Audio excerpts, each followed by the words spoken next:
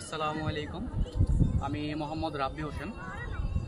আজকে আসছি আমরা বন্ধুরা মিলে নওগাঁ জেলার ধামুরহাট উপজেলার আলতাদিঘি জাতীয় উদ্যানে।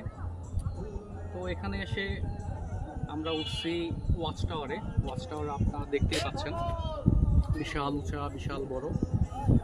ওয়াচ টাওয়ারের যে সৌন্দর্য আসলে এটা তো মাশাআল্লাহ, কিন্তু সমস্যা হচ্ছে সৌন্দর্য চাইতে অসৌন্দর্যর কাজটাই বেশি।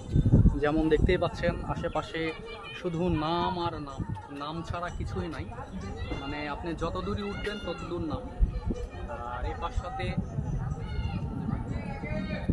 পাশটাতে দেখতে পাচ্ছেন সৌন্দর্য, মনোরম একটা পরিবেশ, বনের যে প্রাকৃতিক সৌন্দর্য বলা যায় সেই সৌন্দর্য।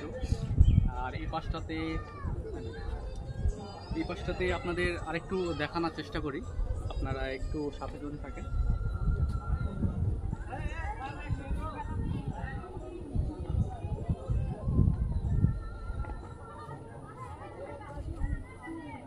এখান থেকে ভিউটা আরো বেশি সুন্দর, আপনারা দেখতেই পাচ্ছেন হয়তোবা ক্যামেরার মাধ্যমে।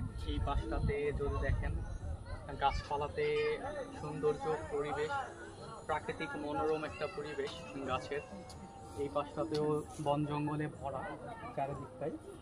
আর আরেকটা বিষয় যেটা দেখানোর উদ্দেশ্য আপনাদের ভিডিওতে আছি, সেটা হচ্ছে আপনারা এই পাশটাতে দেখতে পাচ্ছেন আমাদের আলতাদিঘি জাতীয় উদ্যান।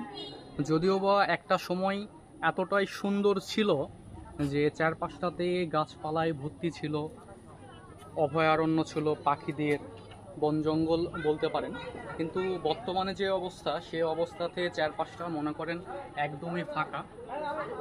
হয়তোবা কোনো নতুন প্রজেক্টে কাজ চলতেছে, বাট যেটা অবস্থা সেটা হচ্ছে এখন প্রাকৃতিক পরিবেশ নাই বললেই চলে। আর ওই পাশটাতে আপনারা বন জঙ্গল দেখতে পাচ্ছেন, এই পাশটাতে মরুভূমির মতো হয়ে গেছে। আর ওয়াচ টাওয়ারের যে সৌন্দর্যটা আপনারা উপভোগ করতে থাকুন।